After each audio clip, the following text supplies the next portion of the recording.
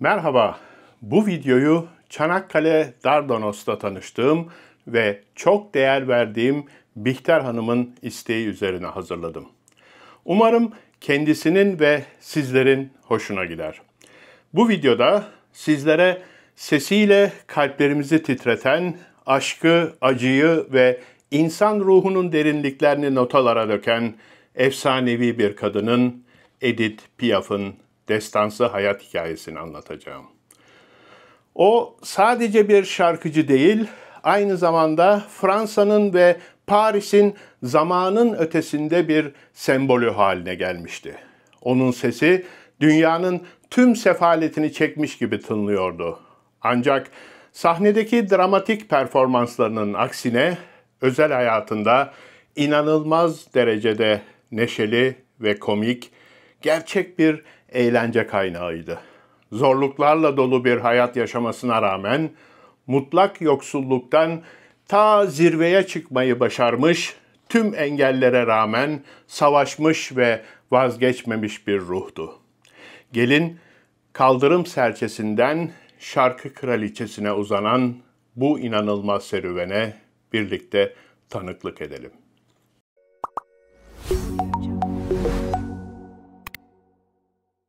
Edith Piaf, gerçek adıyla Edith Giovanna Gassion, 19 Aralık 1915'te Birinci Dünya Savaşı'nın tam ortasında Paris'te Tenon Hastanesi'nin doğum servisinde dünyaya geldi. Halk arasında onun bir polis memurunun pelerini üzerinde yağmurlu ve buz gibi bir havada evin giriş merdivenlerinde doğduğuna dair bir efsane dolaşır. Hatta Piaf'ın kendisi de bu efsaneyi severek anlatırdı ve buna bizzat inanmaya başlamıştı. Ancak hastane kayıtları onun doğumhanede doğduğunu net bir şekilde gösteriyor. Annesinin Rue de Belleville'deki evinin duvarındaki plakette 1915 kışında büyük yoksulluk içinde bu evin merdivenlerinde doğduğu yazmakta. Edith'in ilk yılları sefaletle doluydu. Babası Louis Alphonse Gassion bir akrobat ve Türkçe'de kemiksiz adam diye tanımlayabileceğimiz bir kontorsiyonistti. 1915'te Birinci Dünya Savaşı'nda askere alınmıştı ve bu savaşın kısa süreceğine inanıyordu. Annesi Annette Giovanna Maillard ise dengesiz, sürekli sarhoş ve uyuşturucu bağımlısı ve Lin Masa sahne adını kullanan bir kabare şarkıcısıydı. Edith'e olağanüstü sesini veren genlerini aktardığı söylenir. Maillard 1945 yılında genç yaşında vefat etti. Edith doğar doğmaz annesi onu anneannesi Aisha'ya emanet etti. Zira kendisi kariyeriyle meşguldü. Aisha, Paris'in Belleville bölgesinde pislik içinde bir evde yaşıyordu. Zamanının çoğunu evde değil, barlarda geçiriyordu. Bu nedenle Edith sık sık denetimsiz, bakımsız, aç ve kötü beslenmiş bir halde kalıyordu. Bir süre sonra babası Louis izinli geldiğinde Edith'i egzama içinde bulunca kızı Edith'i Aisha'dan alarak kendi annesi Leontine Gassion'a emanet etti. Leontine, Normandiya'daki Bernay kasabasında bir genel ev işletiyordu. Bu genel evdeki kadınlar Edith'e karşı çok şefkatli ve ilgili davrandılar, onu şımarttılar. Edith çocukluğunun en mutlu yıllarını burada geçirdi. Doyasıya yemek yiyordu ve güzel elbiseler giyiyordu. Piyano çalmayı burada öğrendi ve anne kelimesini ilk kez Leontine için Maman Tin diyerek kullandı. Bernay'de Paul Bert Okulu'na giderek sağlam bir temel eğitim aldı. 5 yaşındayken Edith, keratit adı verilen körlük riski taşıyan bir göz enfeksiyonu geçirdi. Genel evdeki kadınlar onu Saint Terese'in mezarına adak yapmak için Lisieux'a götürdüler ve türbeden alınan toprağı gözlerine pansuman olarak kullandılar. 8 gün sonra Edith'in görme yetisi mucizevi bir şekilde geri geldi. Bu olay Edith'i derinden etkiledi ve hayatı boyunca Saint Terese'e bağlı kaldı. Resmini taşıdı ve performanslarını hep ona adadı. Bunu bir mucize olarak görüyor ve Terese'nin ona hayatını geri verdiğine inanıyordu.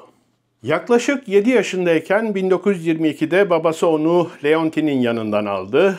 Bir rahip Edith'in bir ahlaksızlık yuvasında yaşamasını eleştirmişti. Bu Edith için büyük bir dram oldu çünkü yeniden sokaklara düşmüştü. Edith babasının sokak akrobasi gösterilerine katıldı ve başlangıçta daha fazla para kazanmak için babası tarafından bir araç olarak kullanıldı. 8 yaşındayken ona yaban menekşesi anlamına gelen Pervenche lakabı takıldı. Günün birinde babası ondan her zamanki akrobasi gösterilerine ek olarak bir yandan şarkı söylemesini istedi. Edith, Aristide Briand'ın bir şarkısını öyle bir seslendirdi ki anında inanılmaz bir başarı yakaladı ve bu durum daha kazançlı parsa toplamasına yol açtı. Bundan sonra Nuit de Chine, Voici mon cœur ve Tu verras Montmartre gibi popüler şarkıları öğrenerek Fransa'nın çeşitli yerlerindeki gösterilerde yer aldı. 1930 yılına gelindiğinde yaklaşık 15 yaşındayken babasının yeni hayat arkadaşından bir çocuğu daha olmasıyla Edith kendi yolunu çizmeye başladı. Bir süre bir sütçünün yanında çalıştı ama süt kokusundan hoşlanmadığı için hemen tekrar sokak şarkıcılığına döndü. 1931'de dilencilik ve sokak hayatında kendisine eşlik eden Momon adıyla tanınan Simon Berthaud ile tanıştı. Simon, Edith'in zorlu geçmişinin adeta bir tanığı oldu.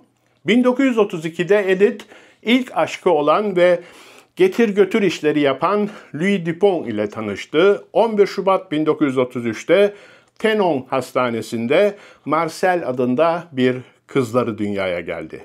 Edith, bebeğini beslemek için yanında bebeği olduğu halde sokakta şarkı söylemeye devam etti. Ancak Louis Dupont sonunda Marcel'i yanına aldı. Marcel 10 Temmuz 1935'te sadece 2 yaşındayken menenjitten hayatını kaybetti. Bu kayıp Edith'i derinden sarsmıştı. Bazı kaynaklar ikonik küçük siyah elbisesinin bu yası temsil ettiğini söylerler. Edith derin bir umutsuzluk içindeydi ve neredeyse ölümle flört ediyordu. 1935'te daha 20 yaşındayken Paris'teki Zafer Takı yakınlarındaki Rue Troyon'da şarkı söylerken Jarnis kabaresinin sahibi Louis Leplé tarafından keşfedildi. Leplé, Edith'in sesinden o kadar etkilendi ki onu kabaresinde sahneye çıkmaya davet etti. Sadece 1 metre 47 santimlik boyunun kısalığına ve güçlü sesine atıfta bulunarak ona La Mon Piaf yani Küçük Serçe adını verdi. Leplé onu bir hafta için işe almıştı ancak Edith orada tam 7 ay boyunca kaldı. Jarnis'teki performansı büyük bir başarıydı ve Maurice Chevalier gibi önemli isimler de onu hayranlıkla izleyenler arasındaydı. Ayrıca ilk plak kayıtlarını da yaptı ve bunlar da çok popüler oldu. Ancak Edith'in hayatındaki trajediler bir türlü peşini bırakmıyordu. 6 Nisan 1936'da Louis Leplé bir suikaste kurban gitti. Edith, Pigalle gangsterleriyle olan bağlantıları nedeniyle şüpheli olarak 48 saat boyunca polis tarafından sorgulandı. Gazetelerde çıkan ağlarken çekilmiş görüntüleri kamuoyunda büyük bir infiale ve onun baş suçlu olduğu iddialarına yol açtı. Herhangi bir kanıt olmamasına rağmen basın onun itibarını zedeledi. Sonunda aklandı. Zira muhtemelen cinayetten Paris mafyası sorumluydu. Bu zorlu süreçte söz yazarı ve eski bir lejyoner olan Raymond Asso onun ikinci mentoru ve sevgilisi oldu. Asso, Edith'e sahne duruşunu öğretti, geçmişinin üstesinden gelmesine yardım etti ve ilk şarkılarını yazdı. La Mon Piaf'ı Edith Piaf'a dönüştürerek yeteneğini parlattı. Edith Paris'teki ünlü ABC tiyatrosunda sahne almaya başladı. İtibarını yeniden kazandı ve el üstünde tutulan bir yıldız haline geldi. Piaf'ın yakın arkadaşı ve besteci Marguerite Monod ona Hymne à l'amour ve Milord'a dahil olmak üzere 100'den fazla şarkı yazdı. Monod, Piaf'ın evine genellikle sabahın 3'ü veya 4'ünde beste yapmak için gelirdi. İkinci Dünya Savaşı sırasında Alman işgali altındaki Fransa'da bile turnelerine devam etti. Bu durum bazı tartışmalara ve Nazilerle işbirliği suçlamalarına kadar yol açtı. Ancak gizlice Fransız savaş esirlerine kendisiyle çekilmiş fotoğraflar şeklinde sahte belgeler sağlayarak Almanlardan kaçmalarına yardım etti. Ayrıca orkestrasında Yahudi müzisyenleri de barındırdı. Savaş sonrası tüm bu işbirlikçi suçlamalarından aklandı. Kariyeri hızla yükseldi ve 1947'deki ABD turnesiyle La Vie en Rose şarkısı büyük bir hit oldu. Uluslararası bir yıldız haline gelmişti artık. Piaf şarkıları için gece gündüz çalıştı. Sadece onlar için yaşadı. Hatta 200'den fazla konserde seslendirmiş olsa bile her şarkıyı saatlerce prova ederdi. Şarkı söylemenin bir iş değil, bir mutluluk kaynağı olduğuna inanıyordu. Olağanüstü bir sese ve duygusal bir sahne hakimiyetine sahipti.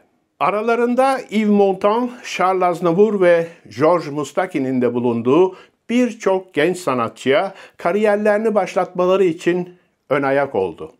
Edith 80'den fazla şarkı sözü ve şiir yazdı. Genellikle başkaları için şarkı sözü yazardı ve sonra onları tekrar geri alırdı. Çünkü onları kendisinin daha iyi söylediğine inanırdı. Şiirsel ve anlatısal bir yeteneği vardı. Aşırı tutkulu bir karaktere sahipti ve aşık olduğunda kendini tamamen feda ederdi. Ancak ilişkisi bittiğinde gücünü tekrar geri kazanırdı.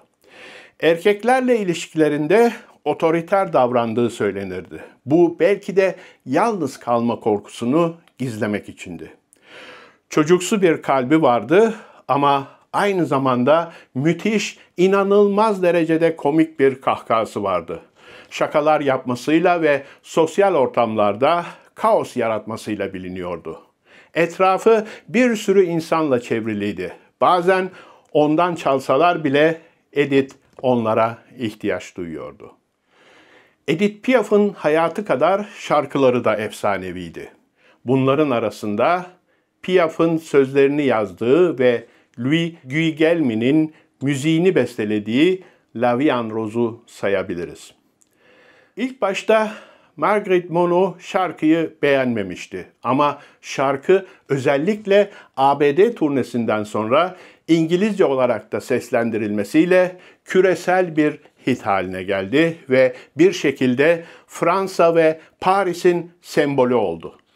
Hymne à l'amour, Piaf'ın sevgilisi Marcel Cerdan'ın anısına sözlerini yazdığı ve Marguerite Monod'un bestelediği bir aşk şarkısıdır. İlk kez Eylül 1949'da New York'ta Cerdan'ın ölümünden bir ay önce seslendirildi. Sözleri Henri Conte'ye, müziği Norbert Glansberg'e ait olan Padam Padam, Piaf'ın hayatındaki hayal kırıklıklarını ve trajedileri yansıtan hem coşkulu hem de melankolik acı bir müzet olarak tanımlanır. Şarkıları arasında şüphesiz en tanınmış olanı, hayatta hiç pişman olmadığını anlatan, müziği Charles Dumont'a, sözleri Michel Walker'e ait olan Non, je ne regrette rien'dir. Piaf, Dumont'u pek sevmezdi ancak şarkıyı anında çok beğendi ve benimsedi. Bunun kendi hayatı olduğunu hissetti ve ruh halinin iyileşmesinde yardımcı oldu.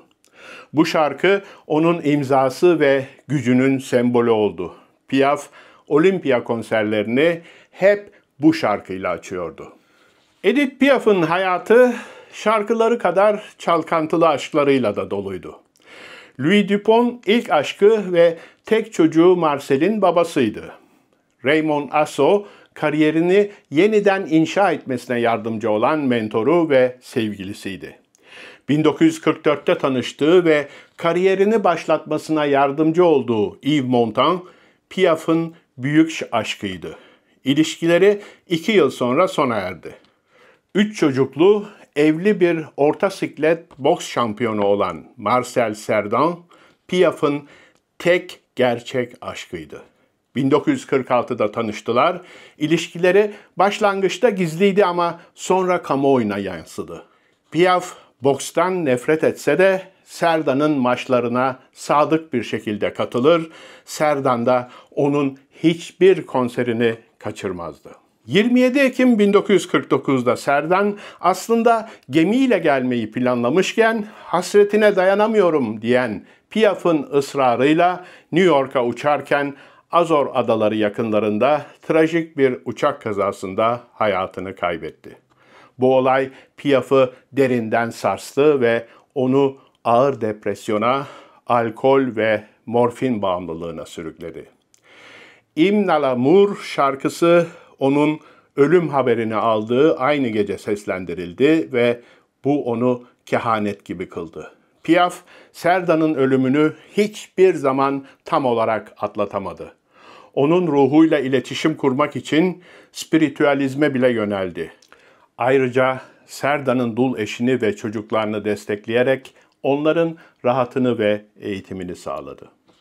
Şarkıcı Jacques Pil ile 20 Eylül 1952'de New York'ta evlendi. Ancak evlilikleri 1957'de boşanmayla sonuçlandı. Yunan asıllı George Moustaki 1958'de Edith'in ilişki yaşadığı genç yazar ve besteciydi ve onu terk eden tek erkekti. Eylül 1959'da birlikte geçirdikleri bir trafik kazası Edith'in fiziksel sağlığının kötüleşmesine ve morfin bağımlılığının artmasına neden oldu. Kendisinden 20 yaş genç bir berber olan Yunanlı Theo Sarapo, Piaf'ın son eşiydi. Theo 26, Edith ise 46 yaşındaydı. Piaf, Sarapo'nun yeteneğini keşfetti ve şarkıcılık kariyerinin başlamasına yardımcı oldu. Ona Yunanca seni seviyorum anlamına gelen Sagapo lakabını taktı. 9 Ekim 1962'de evlendiler. Edith'in sağlığının kötüye gitmesine rağmen evlilikleri bir yeniden diriliş olarak görüldü. Theo, Piaf'ın ölümüne kadar ona özveriyle baktı. Theo, Edith'in ölümünden 7 yıl sonra bir trafik kazasında hayatını kaybetti ve Edith Piaf'ın yanına gömüldü. Genel olarak Piaf'ın birçok ilişkisi ve aşığı oldu. Her zaman derinden aşık olur ve partnerini başarıya iterdi. Erkekler üzerinde inanılmaz bir gücü vardı. Hep kendisine hem ilham verecek hem de sakinleştirecek birini aradı durdu. Şiddetli sağlık sorunları, sahneye ve sanatına olan sarsılmaz bağlılığı Edith Piaf'ın son yıllarına damga vurdu. Poliartrit, bağırsak sorunları ve al yuvar yetersizliğinden muzdaripti. Bu da onu önemli ölçüde yıpratıyordu. Yıllarca süren alkol ve uyuşturucu bağımlılığı karaciğerine ciddi şekilde zarar vermiş, siroz ve ülser oluşumuna neden olmuştu. 1959 yılına geldiğinde sadece 30 kilo ağırlığındaydı. Genellikle yorgun düşer, sahnede bayılır, hafıza kaybı yaşar ve sesi kısılırdı.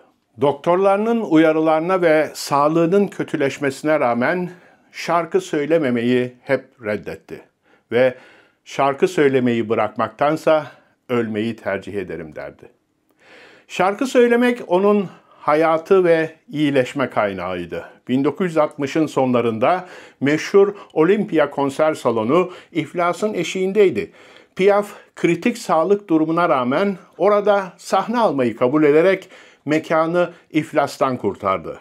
Aralık 1960'tan Şubat 1961'e kadar süren konserleri bir efsaneydi ve Non je ne regrette rien şarkısıyla dönüşünü simgeliyordu.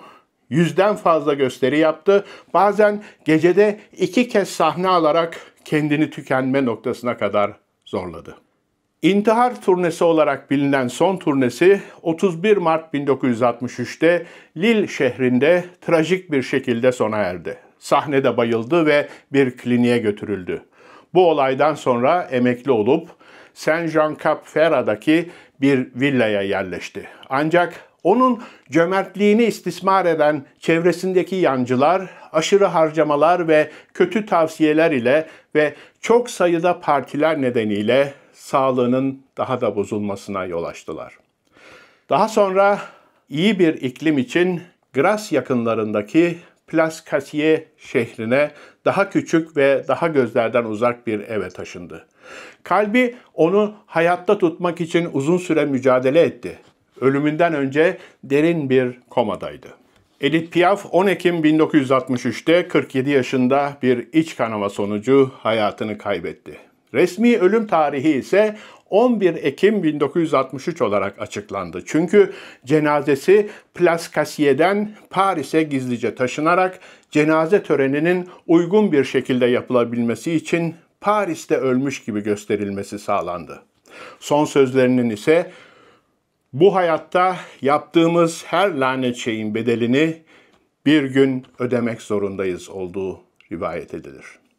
Piaf'a derin bir hayranlık duyan ve onun için bir oyun yazmış olan şair ve yakın arkadaşı Jean Cocteau, 11 Ekim 1963'te Piaf'ın ölümünün resmi olarak açıklandığı gün kalp krizinden hayatını kaybetti. Cocteau'nun ölümünün Piaf'ın ölüm haberinden etkilenmesiyle tetiklendiği söylenir.